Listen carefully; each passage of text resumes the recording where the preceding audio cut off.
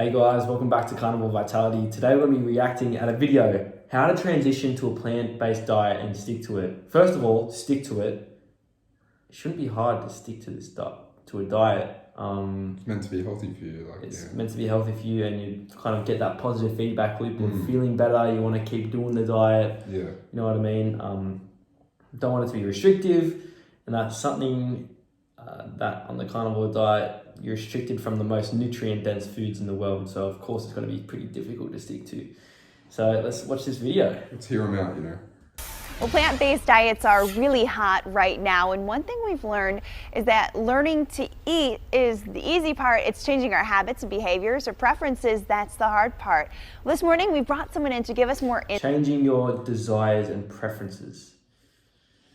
I mean, if the human biology, and if you watch babies do this before they're being conditioned, their preferences are generally towards animal foods.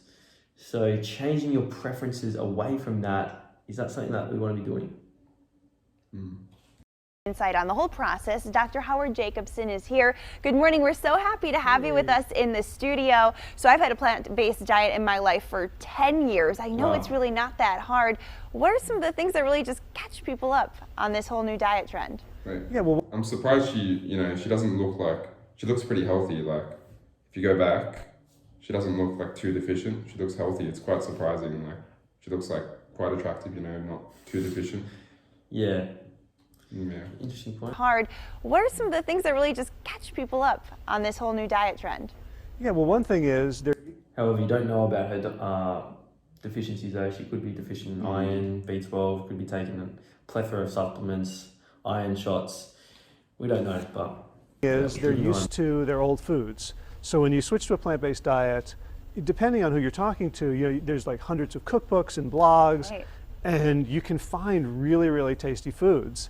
However, they tend not to be as tasty as your pizzas. There was just a pizza segment, you can smell it. So people have this expectation that it's got to be just as good. And so they're, why they're going plant-based, maybe for their health or for the animals or for the environment. I think that is true, even for carnivores. When you go on the carnivore diet, you're not gonna, the pleasure you get from food isn't gonna be as much as eating pizza and ice cream and eating the most delicious, unhealthy, filled with carbs, filled with omega-6 vegetable oils, that offers. So you're not going to be tasting the best food. I think that is a good point that he's made, that obviously it's not going to taste the best. However, I think when you compare a carnivore diet and a plant-based diet, there is a big difference in taste. I think 100%. with the carnivore diet, meat is seriously extremely tasty to most people's taste buds, and I think that makes it a lot easier to stick to than a vegan or vegetarian plant-based diet. But at the same time, some part of their brain is going, I want pleasure right now. So you have to kind of deal with the fact that in this moment... Like pleasure, I don't know, I feel like it's more that your body is craving for meat. Like your body, when you deprive your body of essential nutrients and food that we've developed on for millions of years, I don't necessarily know if it's pleasure. I think, part of it is our body's natural desire. It wants meat, it wants animal food, it wants to feel itself. Yeah. So I don't know if it's pleasure. Like maybe pizza, sure, but I guess he's using a bad example, but yeah. Yeah, and off that, you see a lot of plant-based people trying to emulate meat, emulate the consistency, emulate the amount of fat and protein, emulate the taste of meat. I think vegans are craving that meat, the pleasure from meat, and that's the difference.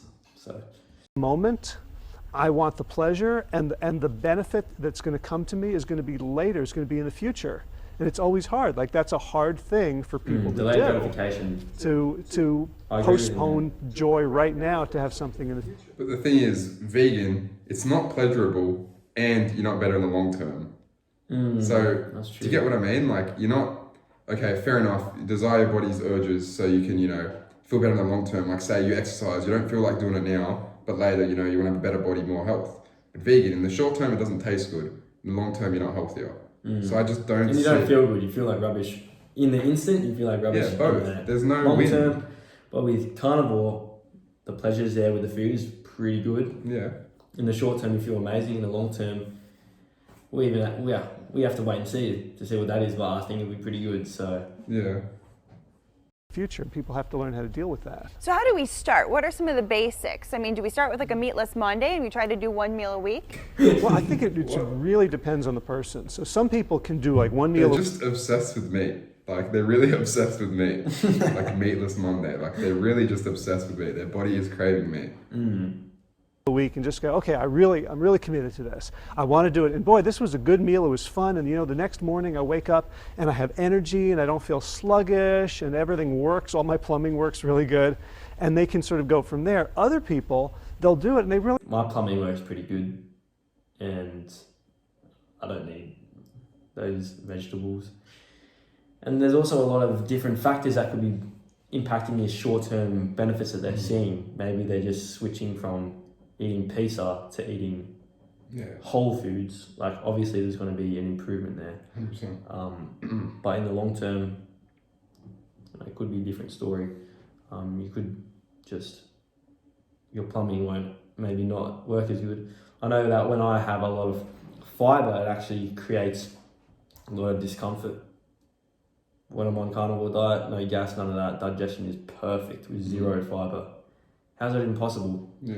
Anyway. You really won't feel a difference. So for some people, I would say ease into it. For other people, I would say, look, if you want to see a difference, it's like pulling a lever at a slot machine. You pull it once and like $500 in quarters comes out, you're hooked from that moment. Right. Right. So if you go, like say cold tofu for 3 weeks and go completely plant-based, you'll then discover, like you'll get all this positive feedback from your body that will allow you to continue doing it, even though it may be a little bit hard. So it really is different whether you're going to, be a gradualizer or jump in all the way. All right, so I'm headed to the grocery store and I want to switch. Yeah, that's kind of the same with carnivore. I think you can go full cold beef using his terminology. You can go cold beef and just only start just straight animal products. We can kind of just increase the amount of meat you have. I just went straight into beef. Straight into animal based and works fine for me, baby. Same, exact same, just did it, felt great, kept going, as much meat as possible. Like why would I not want the benefits as quick as possible, so I might as well try it. Yeah. I want to switch out some stuff, make them plant-based. Was it meat, dairy? What do you recommend that we kind of start with? Right, well the first thing is to reconceptualize the plate. Right, because we have a vision of the plate, and if it's like, so there's a salad on the side, there's a potato, there's some like mushy steamed vegetables, and then there's a big hunk of meat. And we think of that as dinner. If we just take the meat off the plate and just increase... Take everything else off the plate. Like, yeah, I agree. Having that big, huge thing of carbs, vegetables, and then the chunk of meat, in my eyes, it should be get rid of all the carbs, get rid of the things that bloat you, and give yourself the most nutritious thing that is on that plate, which is the meat. get rid of everything except for the meat, yeah. This guy is saying get rid of the most nutritious thing on the thing, the thing that sustains you, the thing that has the most vitamins and minerals, things that increase reduce bloating and increase brain function. Yeah, just remove that. Just get rid of that and just keep the vegetables with all the anti-nutrients and, things that bloat you, We'll hear him out. The other stuff, we don't really think of that as a meal. It's That's a great idea. Now I want to take a look at this full screen. We're going to. The reason it isn't a meal is because it contains extremely low protein, a low amount of calories, which are essential, and pretty nutrient deficient. As we've reacted to in previous videos and as we talked about, huge deficiencies in vitamin B and iron. And on that plate that he's described, where's the B12? Where's the iron? Where's the omega-3? Where's like half the vitamins? It was gone. So going to pop up because you are going to be speaking this evening, right, in Birmingham? Right, Birmingham Groves High School. You gotta pay to go. I'd rather throw my money down the drain. Sorry, we don't mean this. Sorry to all vegans. We don't mean this in any disrespectful way. It's just just from what we've learned, this is why we're reacting this way.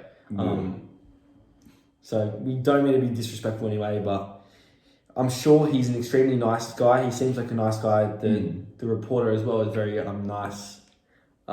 We don't mean to be disrespectful in this video. We're just reacting and giving our honest thoughts about how nutrition should actually work. So, sorry, it's just the fact that he's charging tickets to tell you to take the meat off your plate. The whole thing just blows my mind. Sorry. To pop up because you are going to be speaking this evening, right, in Birmingham? Right, Birmingham Groves High School. At 6:30 tonight, it's till 8:30. Tickets are $20, and you can hear more from Dr. Jacobson and all the great things he has to say about a plant-based diet. Thank you so much. Yeah, so after watching that video, yeah, even if I was a vegan, I wouldn't really feel compelled, or if I was even wanting to be a vegan, I wouldn't feel compelled by that video. It's not really a good point for the vegan side. I feel like it doesn't really give them enough justice. Like there is things like, you know, you can supplement. He didn't talk about that. Like if you just take that advice and just remove the meat, you're not going to feel good. You at least got to, like, if you're vegan, maybe supplement or have an alternative. Yeah, you can't just go from the pizza and then turn it into a vegan pizza and expect any different results. I think you're actually going to feel really bad still. The processed carbs, you didn't really talk about that being an issue. So that's definitely something to keep in mind. And that dinner example, he said, taking off the meat off the plate. Right. Just having, so he said potato and vegetables on the, potato is a vegetable. Have that potato, have the vegetables, the salad, have that on the plate. I can't see that being beneficial to you in any way. All I can see is you getting hungry and running to the freezer and grabbing your vegan Ben and Jerry's. So anyways, thanks for watching, guys. If you want to support our channel, please consider subscribing, and we'll do more reaction videos like this. Yeah, see you guys.